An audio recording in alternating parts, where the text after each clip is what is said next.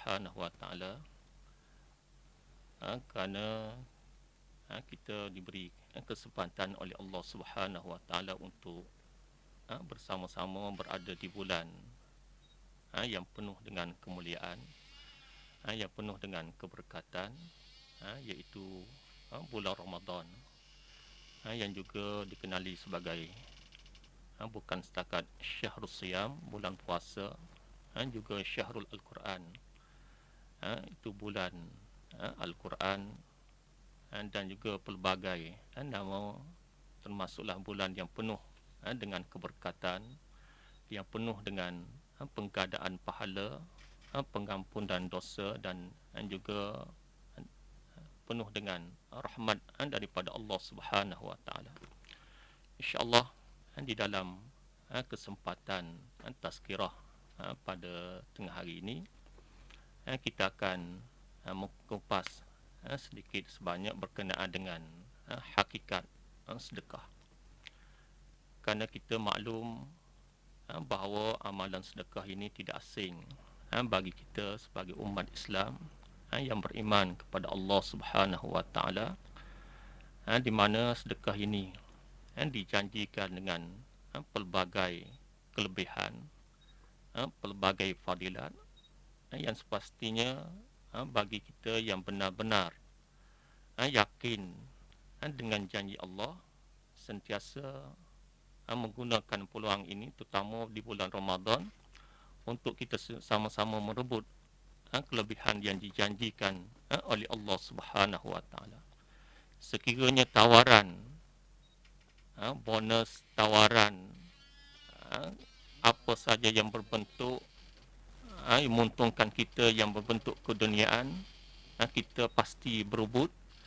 Apatah lagi ini adalah janji daripada Allah Subhanahu Wa Taala, dan juga yang disabdakan oleh Nabi sallallahu alaihi wasallam, maka sepastinya kita sebagai umat beriman cuba dengan sedaya yang mungkin untuk merebut fadilat yang ditawarkan ini.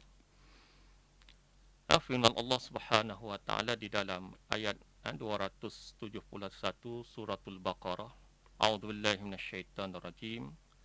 In tubdus sadaqat fi ni'mahi wa in tukhfuha wa tu'tuhal fuqara fa huwa khairul lakum wa yukaffiru ankum min sayyi'atikum wallahu bima ta'maluna khabir.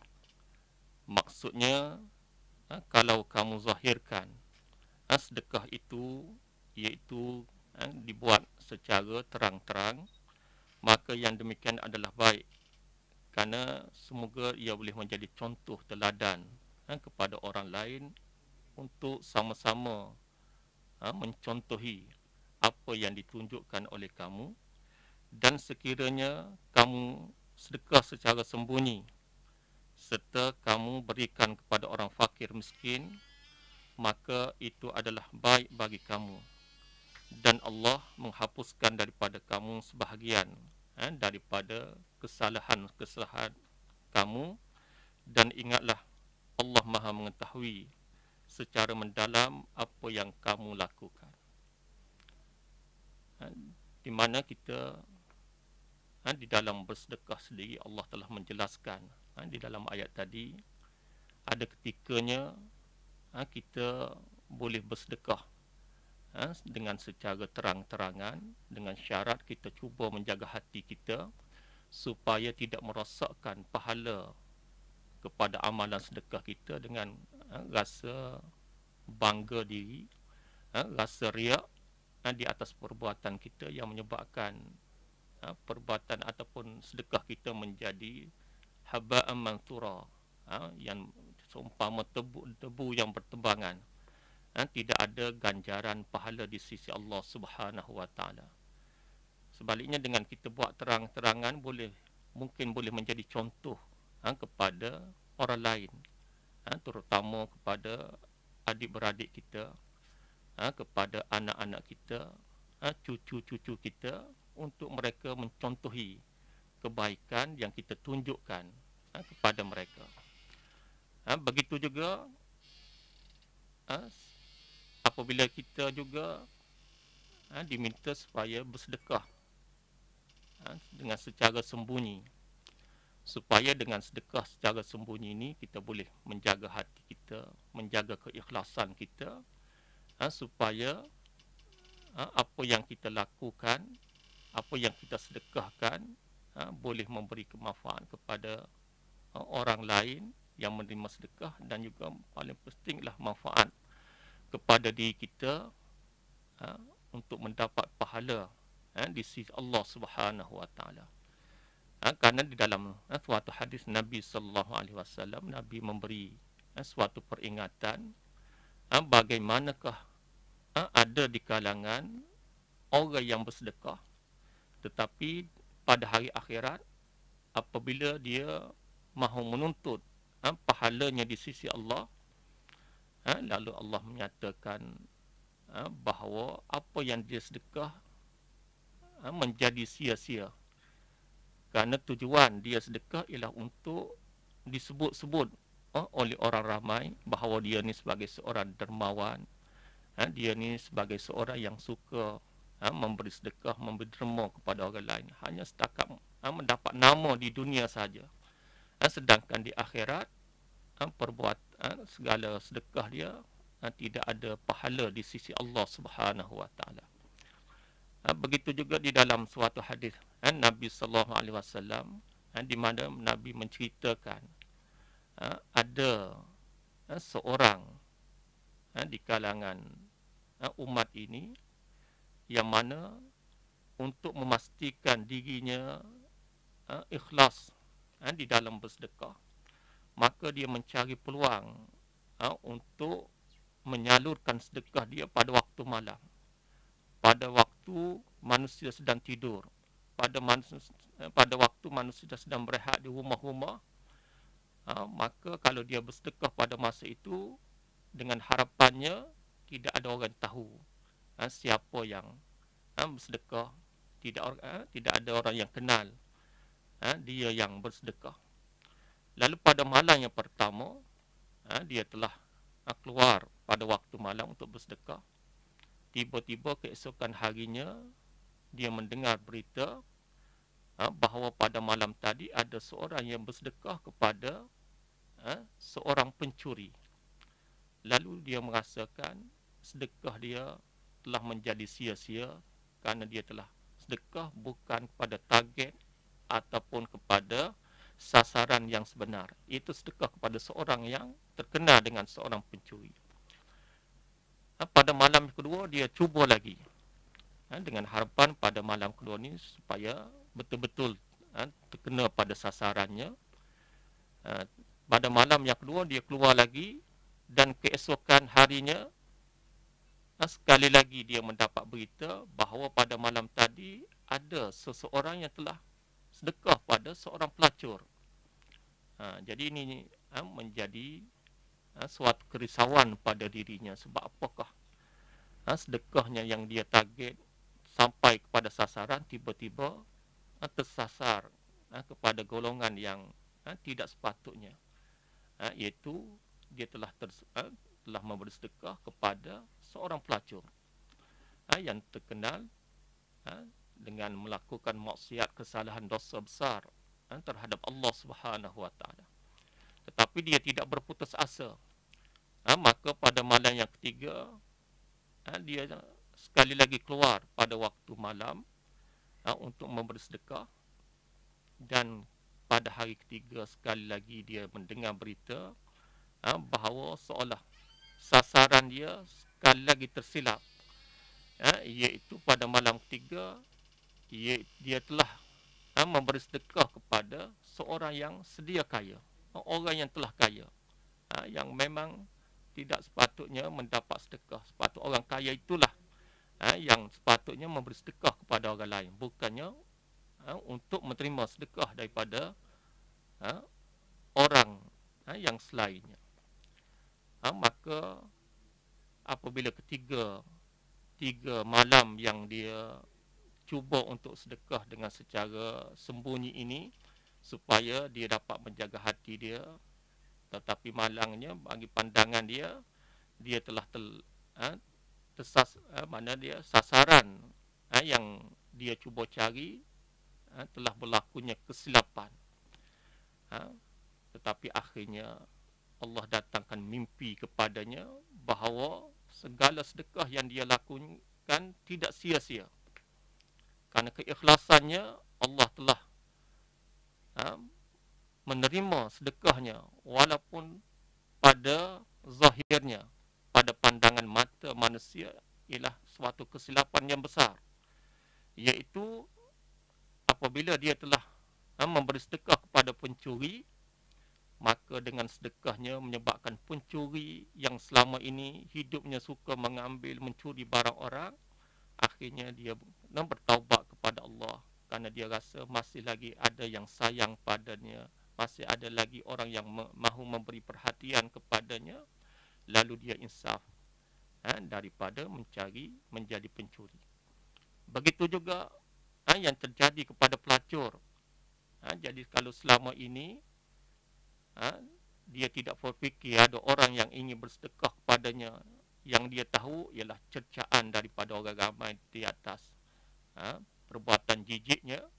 Tapi apabila dia mendapat sedekah ini, maka ini membuka jalan kepada, telah mengetuk pintu hatinya untuk bertaubat kepada Allah dan berhenti daripada terus melakukan kerja maksiat, kerja yang jijik, tentunya kembali kepada jalan yang direstui, yang diridai oleh Allah Subhanahu wa taala. Begitu juga sedekah kepada orang kaya, di mana apabila orang kaya ini mendapat sedekah daripada orang lain ini, sehingga terdetik dalam diri dia bahawa dia ni sepatutnya bukan orang yang selayaknya menerima sedekah, tetapi apabila ada orang lain yang bersedekah pada dia, ini mengetuk hati dia supaya dia selepas ini tidak menjadi seorang yang kedekut, tidak menjadi seorang yang bakhil. Sepatutnya dialah orang yang sepatutnya berada di saf hadapan, di barisan hadapan untuk sama-sama menderma, sama-sama membantu, sama-sama bersedekah kepada mereka yang lebih memerlukan bantuan daripada orang kaya, orang yang memiliki kelebihan dari segi harta dan sebagainya. Seterusnya kita lihat sesuai dengan kita berada di bulan Ramadan ini, di mana di dalam suatu hadis Nabi sallallahu alaihi wasallam, di mana Ibnu Abbas radhiyallahu anhuma mengatakan, kana Rasulullah sallallahu alaihi wasallam ajwadan nasi wa kana ajwadu ma yakunu fi Ramadan. Di mana Sayyidina Ibnu Abbas radhiyallahu anhu menyatakan bagaimana Rasulullah adalah seorang yang pemurah. Tidak adalah manusia atas muka dunia ni yang boleh menjadi contoh yang terbaik kepada kita, kepada umat manusia, iaitu semuanya ada pada diri Nabi sallallahu alaihi wasallam, termasuklah sifat pemurah yang ada pada Nabi. Dan di mana Nabi bertambah pemurah apabila datangnya bulan Ramadan, sehingga dikatakan ajwadu bil khairi minar rihil mursalah. Di mana hadis ini adalah hadis riwayat Imam Bukhari dan Muslim, di mana Nabi lebih bersifat pemurah dengan bersegera melakukan kebaikan seumpama angin yang bertiup kencang. Mana begitu cepat. Nabi tidak banyak berfikir, tidak banyak bercakap. Yang ada ialah cuba dengan sedaya upaya yang mungkin untuk memberi sedekah, terutama pada bulan Ramadan. Jadi dengan kesempatan Ramadan pada hari-hari yang terakhir ini, maka kita buatlah setakat yang termampu apa yang kita boleh sedekahkan. Kerana kita kena ingat bahawa kita jangan berpegang bahawa kita hanya akan bersedekah bila kaya. Sebaliknya, bersedekahlah kita sehingga kita menjadi kaya. Jangan tunggu kaya baru nak sedekah. Sebaliknya, teruslah bersedekah sehingga kita akan dikayakan oleh Allah Subhanahu Wa Taala. Di antara amalan yang paling baik, sedekah yang paling baik pada bulan Ramadan ini juga ialah memberi makan orang berbuka puasa. Terutama pada musim PKP ini kita lihat, kalau kita rasa kita ni susah dah, tidak banyak, kita ni banyak kekangan kewangan dan sebagainya. Sebaliknya, kalau kita melihat orang yang lebih susah daripada kita masih ramai, maka kita gunalah sedikit apa yang kita boleh ada. Mana menjamu orang berpuasa bukan buat jamuan sehingga ramai, tapi padan dengan kita beli nasi bungkus satu, beri kepada siapa yang kita lihat, untuk kita jamu dia berbuka puasa, itu juga mendapat pahala sebagaimana yang dijanjikan oleh Nabi sallallahu alaihi wasallam. Kemudian kita lihat lagi bagaimanakah di antara keistimewaan ataupun keutamaan sedekah. Kerana kita tahu kita hidup di dunia ini hanya sementara. Di sinilah kita cuba mencari sebanyak mungkin bekalan untuk kita bawa untuk bertemu dengan Allah Subhanahu Wa Taala di hari akhirat. Sehingga diberi perumpamaan kita hidup di dunia ini, iaitu seperti seorang raja. Pada suatu hari ini, seorang raja telah memanggil 3 menterinya untuk menghadapnya. Lalu bila 3 menteri datang menghadap, lalu raja ini memerintahkan supaya diberi kepada 3 menteri ini 3, setiap seorang dengan 1 karung guning. Diberi 1 guni. Lalu raja ini meminta supaya di dalam guni ini dimasukkan buah yang menjadi pilihan kamu. Lalu menteri yang pertama, apabila dia pergi ke sebatang pokok mangga, lalu diambil buah yang baik, buah yang kita kelaskan dengan kelas A, yang begitu baik untuk kegunaan dia dan kegunaan orang lain. Manakala menteri B, dia bagi tengah, dia buat acuh, tidak acuh dengan arahan raja. Dia kata takkan raja nak dengan kerjanya yang banyak, takkanlah dia mahu menyelidik guni yang aku penuhi dengan buah ini.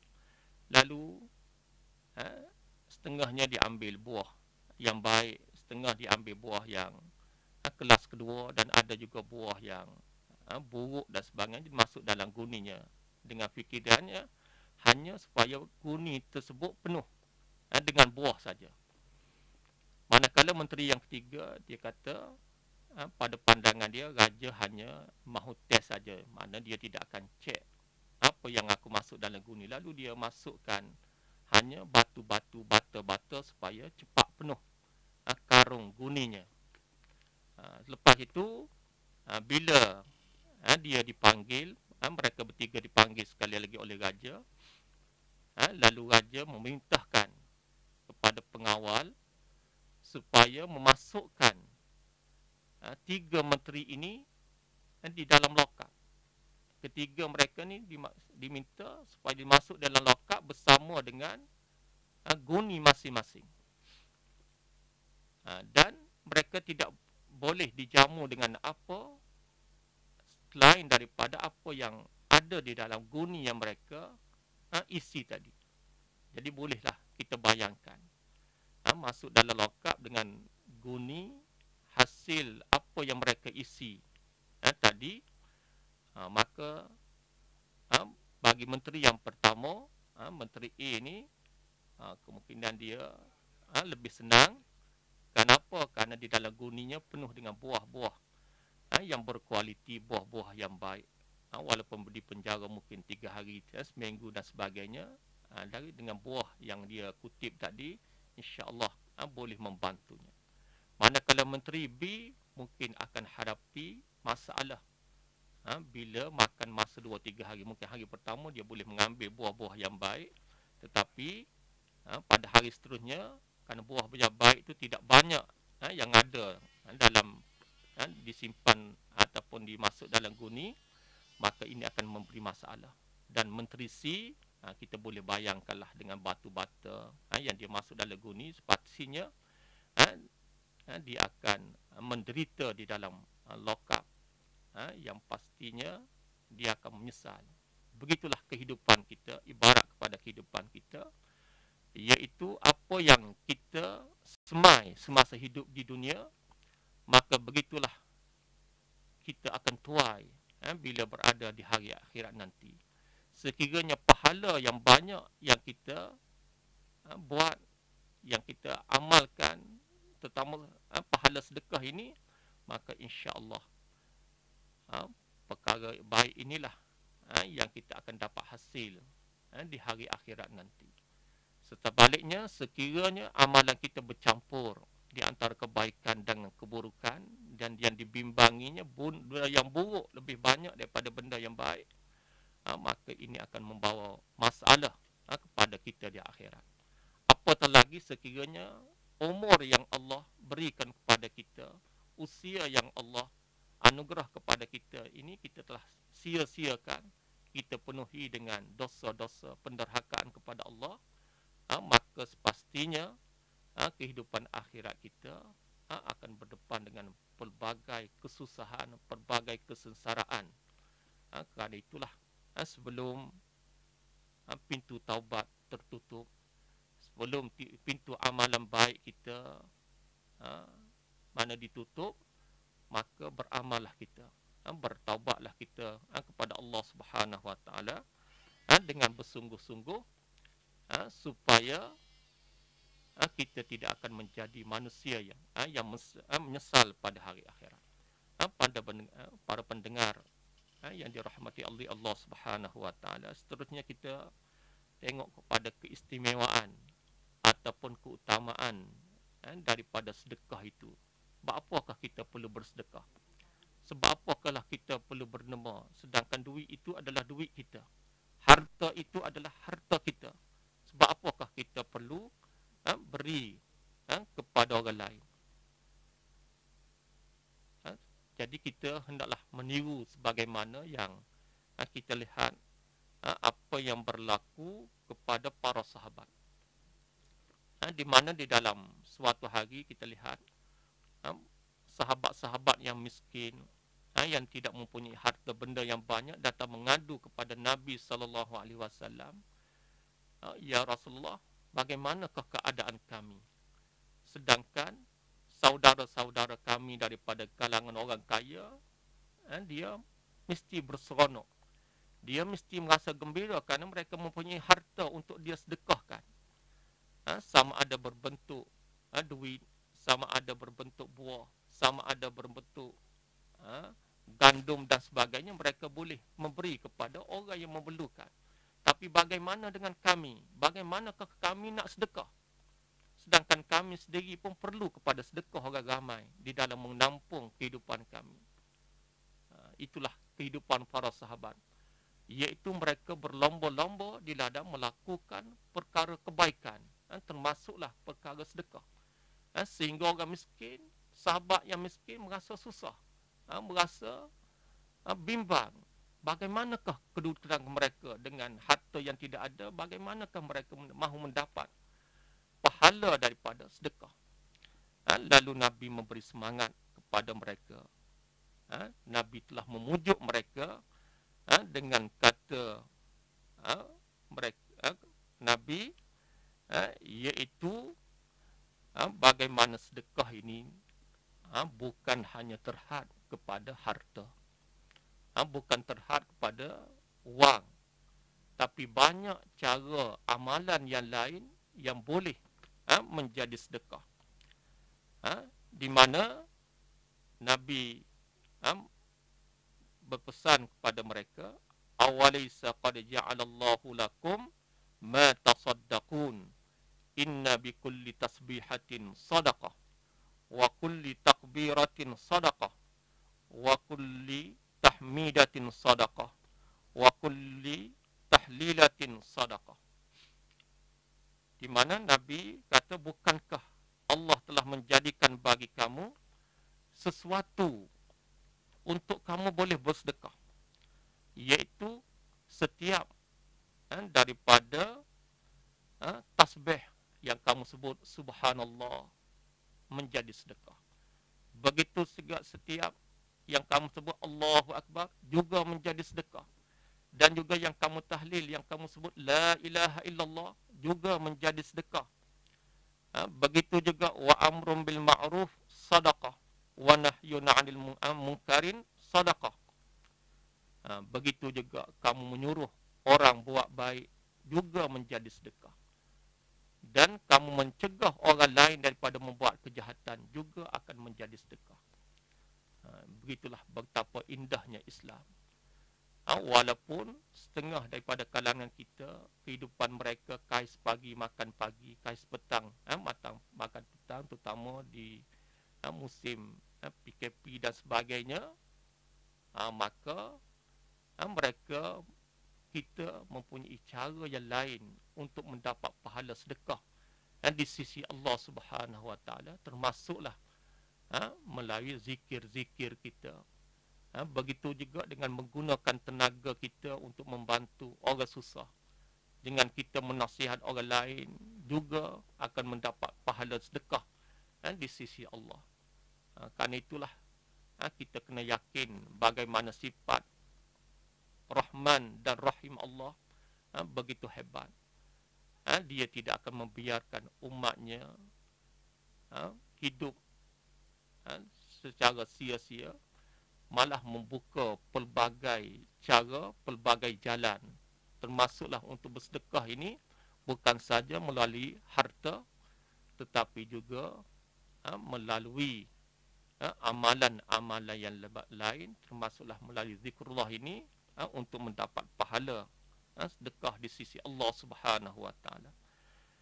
Dan di antara keutamaan sedekah, yang pertama ialah dengan bersedekah, pastinya yang pertama ialah kita melakukan, kita telah melaksanakan perintah Allah Subhanahu Wa Taala, termasuklah sebagaimana firman Allah di dalam ayat 254 surah Al-Baqarah, ya ayyuhalladzina amanu anfiqu mimma razaqnakum min qabli an ya'tiya yawmun la bay'un fihi wala khullatun wala syafa'ah wal kafiruna humuz zalimun.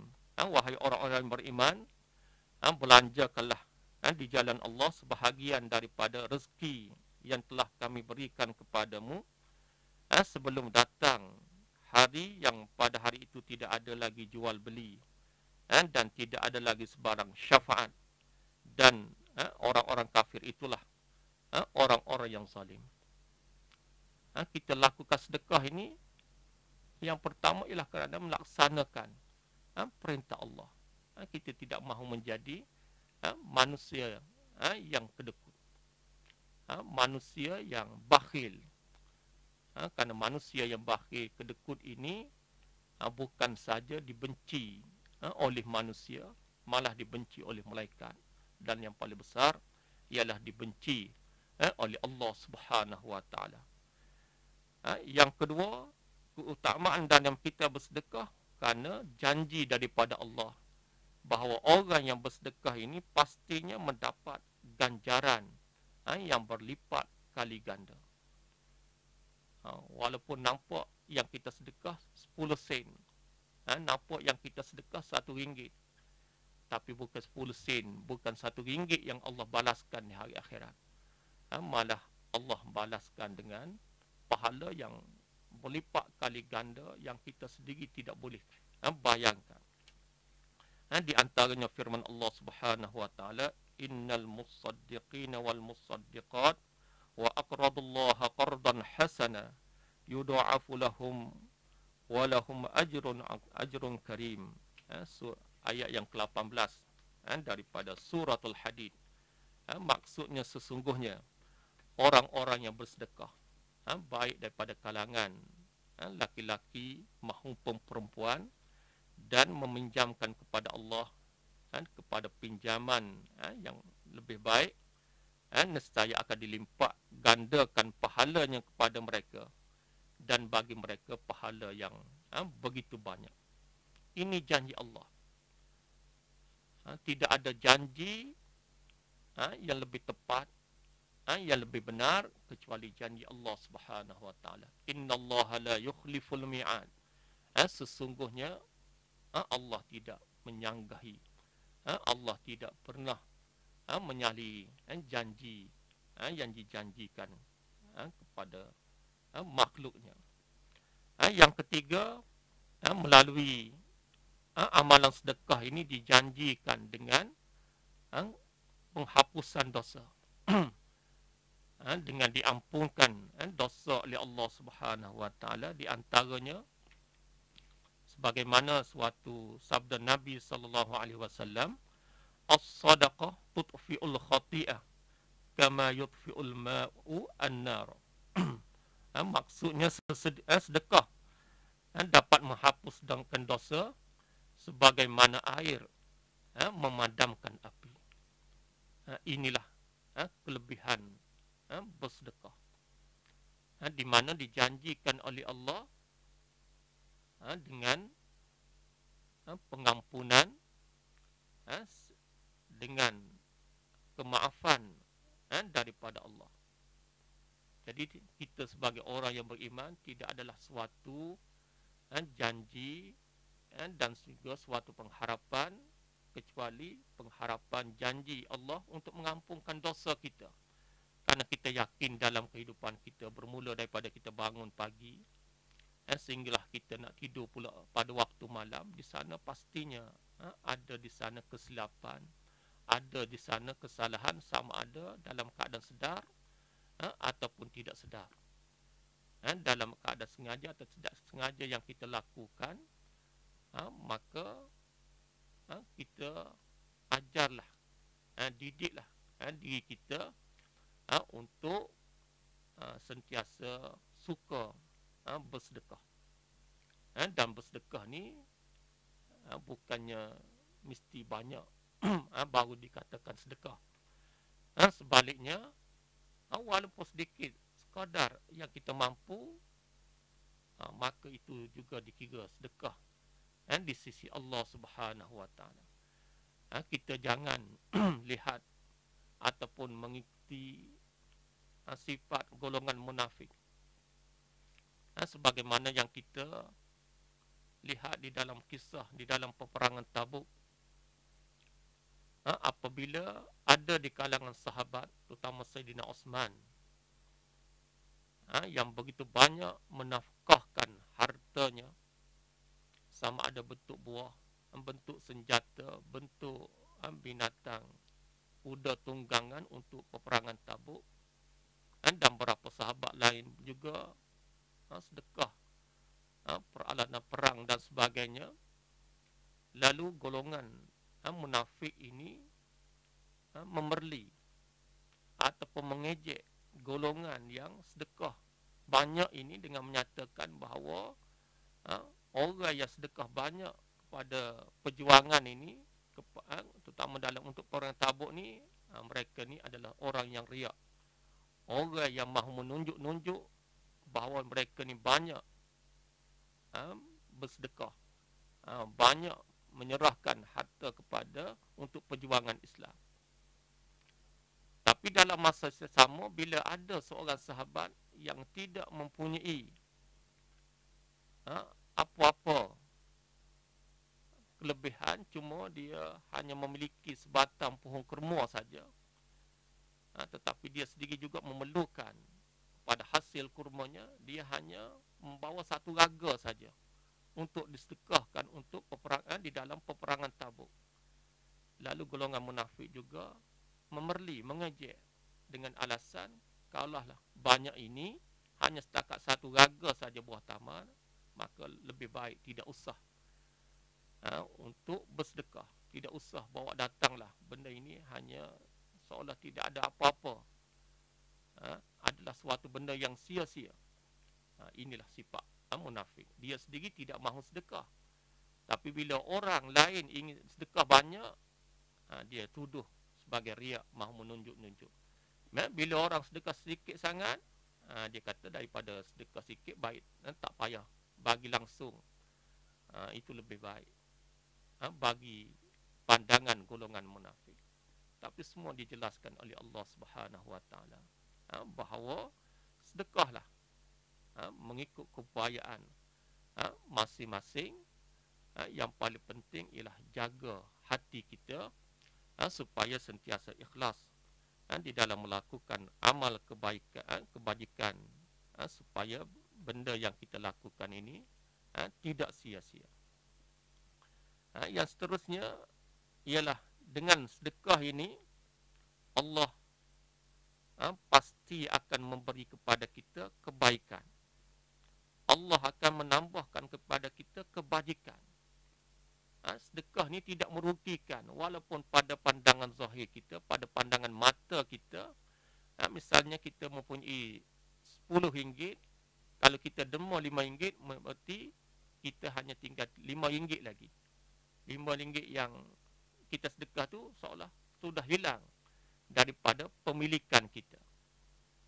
Sebaliknya, apa yang diajar oleh yang diberi janji oleh Allah, yang diajar oleh Nabi, walaupun pada pandangan mata dengan kita sedekah seolah duit kita habis, harta kita habis, tapi sebenarnya ia semakin subur. Kerana harta yang sedekah ini nescaya akan diberikan keberkatan oleh Allah Subhanahu Wa Taala. Di antaranya sebagaimana yang disabda oleh Nabi sallallahu alaihi wasallam, ma naqasat sadaqatun min malin wa ma zadallahu 'abdan bi'afwin illa izzan wa ma tawadda'a ahadun lillah illa rafa'ahu Allahu, rawahu Muslim. Harta tidak akan berkurang dengan sedekah. Itulah yang Nabi ajar kepada kita. Harta kita tidak akan berkurang dengan sedekah. Jangan kita bimbang. Kalau kita sedekah menyebabkan kita jatuh miskin, kita akan jadi papa. Jangan kita rasa benda itu. Kerana itu adalah bisikan-bisikan syaitan. Kerana inna syaitan ya'idukumul faqra. Kerana syaitan ini menjanjikan kepada kamu kefakiran. Dia sentiasa menghasut kita. Tak payahlah kamu sedekah, tak payahlah kamu derma. Kerana dengan kamu derma, kamu akan rugi. Duit kamu semakin sedikit. Kalau duit ini kalau kamu berniaga, kamu boleh pusing sebagai modal. Kamu boleh simpan dan sebagainya. Ini hanya sebagai hasusan syaitan supaya kita menarik balik, ataupun kita tak jadi mahu bersedekah daripada harta yang ada pada kita. Jadi janji daripada Nabi bahawa harta tidak berkurang dengan sebab sedekah. Sebaliknya akan bertambah. Bertambah dari segi keberkatannya, sehingga harta yang kita ada akan dapat memberi manfaat kepada kita dunia dan akhirat. Dan seorang hamba yang pemaaf pasti akan ditambahkan kewibawaan baginya. Begitulah dalam diri kita, iaitu kita diajar supaya menjadi seorang pemaaf, terutama sekiranya kita ni sebagai pemberi hutang. Ada orang yang berhutang dengan kita, maka kita tidak terlalu menekan dia untuk mengutip balik hutang, walaupun apa yang dia hutang adalah harta kita, tapi kita lihat kepada keadaan. Mana kita mudah memaafkan.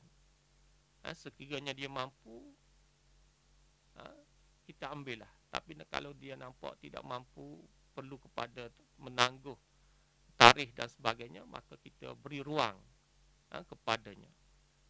Begitulah kita pada zaman PKP ni, banyak perkara sehingga ramai yang tidak dapat bekerja dan sebagainya, mungkin di sana ada yang terpaksa menangguh pembayaran sewa dan apa saja yang terpaksa ditangguh. Maka bagi mereka yang tuan kepada kedai, tuan kepada rumah dan sebagainya, kalau mereka memiliki rasa pemaaf ni, dia boleh maaf, dan pemaafan kita ni bukan sia-sia. Sebaliknya Allah akan menjanjikan kemuliaan di sisinya. Dan tidak ada perasaan tawaduk yang ada pada seseorang kerana Allah, melainkan Allah akan mengangkat kedudukannya. Manusia yang tawaduk, yang merendah diri, yang tidak takabur, pastinya Allah akan mengangkat darjatnya. Walaupun nampak dia nampak biasa saja, tidak sebagaimana manusia yang angkuh, sombong, manusia ini akan dibenci oleh manusia, apatah lagi Allah Subhanahu Wa Taala.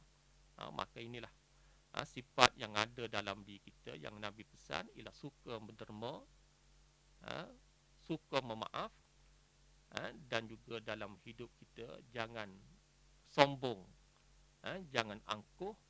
InsyaAllah kita akan menjadi manusia yang mulia, manusia yang bahagia di dunia dan akhirat. Begitu juga yang kelima, di antara kelebihan ataupun keutamaan daripada sifat suka bersedekah ini, ialah Allah akan gantikan dengan sesuatu yang lebih baik.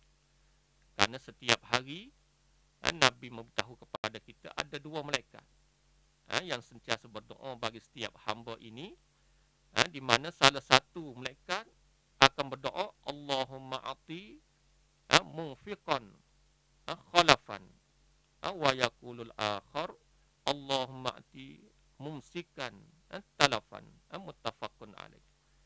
Satu malaikat yang akan berdoa, ya Allah, berikanlah ganti kepada orang yang suka berinfak, termasuklah suka bersedekah.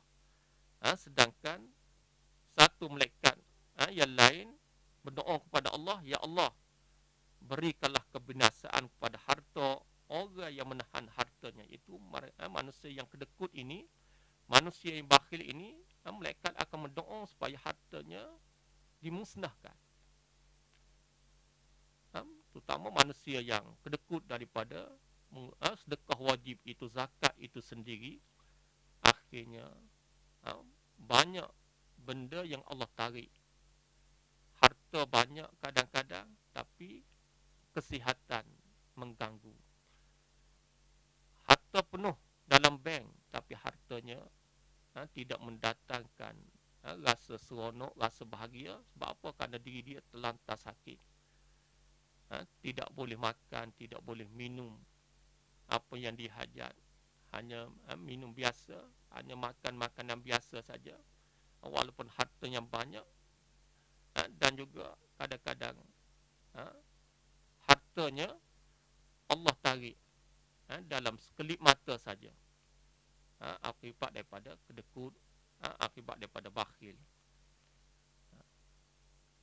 Kerana itulah kita ingat satu kisah di mana seorang anak pernah bertanya kepada ayahnya, kerana dia lihat ayahnya suka derma. Ayah dia seorang peniaga dan dia sendiri pun lulusan dalam bahagian perniagaan. Dia dalam membantu ayah dia berniaga, dia lihat ayah dia ni suka derma, suka sedekah. Lalu dia tanya ayahnya, ayah, saya lihat ayah ni suka sedekah, sedangkan kalau mengikut kepada ilmu perniagaan, kita sepatutnya kena jaga hasil perniagaan ini supaya kita boleh menjadi modal, kita boleh pusing untuk keuntungan yang lebih besar. Lalu ayah dia mengajar kepada anaknya, wahai anakku, itulah yang diajar oleh manusia, sehingga datangnya sifat kedekut. Rasa sekiranya duit ini kita sedekah pada orang lain menyebabkan kita rugi, kita tidak mampu maju ke depan, sedangkan kita diajar oleh Islam bahawa harta yang kita sedekah ini akan mendatangkan kebaikan yang berganda kepada kita. Lalu diberi contoh sebagaimana engkau lihatlah dua binatang, dua jenis binatang. Yang pertama binatang yang bernama anjing. Yang kedua binatang yang bernama kambing. Di mana di antara kedua binatang ini kamu lihat anjing sekali dia beranak banyak ekor. Seumpama kucing juga lah anjing ini, mana dia akan lahir banyak ekor anak. Sedangkan kambing tidak banyak. Kebanyakan kambing lahir hanya satu ekor saja anak. Kadang-kadang sehingga 2, 3, macam itu saja kambing. Tetapi dan dalam masa yang sama kamu jarang melihat anjing ini disembelih untuk dimakan sebagainya, kecuali di setengah-setengah negara. Sedangkan kambing boleh katakan seluruh negara ramai yang makan kambing. Walaupun kambing ini apabila beranak tidak banyak dan dia banyak disembelih, tapi kambing tidak pernah pupus, sentiasa membiak, sentiasa banyak. Anjing walaupun dia beranak banyak dan tidak pernah disembelih untuk dimakan sebagainya, kalau dimakan pun tidak banyak, tetapi dia tidak membiak sebagaimana kambing. Itulah erti sedekah. Bila kita sedekah, Allah akan tambahkan lagi. Allah akan memberi keuntungan, bukan setakat keuntungan dunia, yang paling besar ialah keuntungan di akhirat. Begitu juga dengan satu kisah seorang jutawan. Bila ada wartawan datang tanya dia, dia kata, saya tengok Datuk ini tidak sayang duit. Lalu jutawan yang tanya, sebab apa? Awak beritahu bahawa saya ni tidak sayang duit. Kerana saya tengok Datuk ni mana dia apabila ada duit saja suka derma, beri kepada orang, bantu orang ni, bantu orang itu, menyebabkan banyak duit habis, bukan untuk perniagaan tapi untuk sedekah, derma dan sebagainya. Lalu dia kata, itulah sebenarnya istilah sayang duit. Saya derma, saya sedekah, itulah sebenarnya orang yang sayang duit. Kenapa? Kerana saya yakin apa yang saya sedekah, saya derma ini bukan setakat saya boleh hasil di dunia, tapi yang paling besar harta saya ini akan bertambah, akan digantikan pahala oleh Allah Subhanahu Wa Taala, yang membolehkan saya ni bukan saja dapat merasai kekayaan di dunia, insya-Allah juga akan merasai kebahagiaan dalam syurga Allah Subhanahu Wa Taala di hari akhirat. Itulah keyakinan yang perlu ada dalam diri kita, supaya kita jangan banyak berfikir, banyak memberi alasan untuk bersedekah. Sebaliknya kita akan mencari pelbagai jalan, pelbagai cara untuk bagaimanakah untuk mudah bersedekah, untuk mudah membantu mereka yang memerlukan pertolongan kita.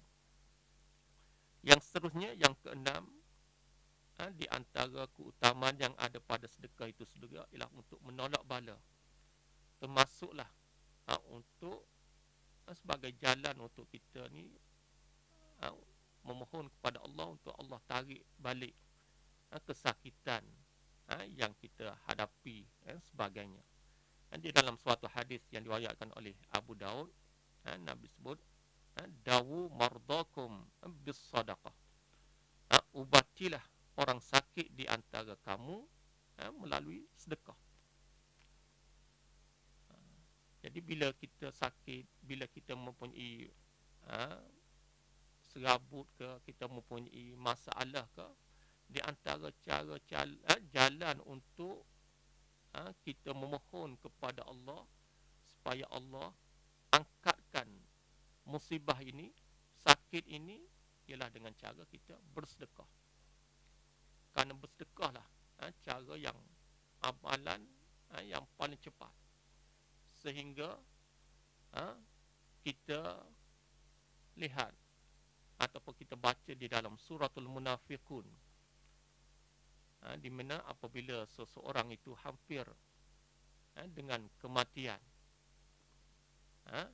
lalu dia minta kepada Allah, laula akhartani ila ajalin qarib fa asaddaqa wa akum minas salihin.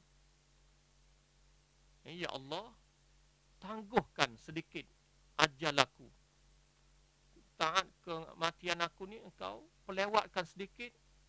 Sebab apa? Kerana kalau engkau makbulkan doa aku supaya lewat sikit, aku nak sedekah. Dia tak beritahu aku nak sembahyang, aku hendak puasa, aku hendak baca Quran. Tapi sebaliknya dia terus memberitahu nak sedekah. Sebab apa? Kerana sedekah ni, terutama bagi mereka yang telah ada duit, lebih senang. Terus ambil duit, terus sedekah dan sebagainya. Kerana itulah, di antara sedekah yang paling baik ialah sedekah ketika kita masih sihat.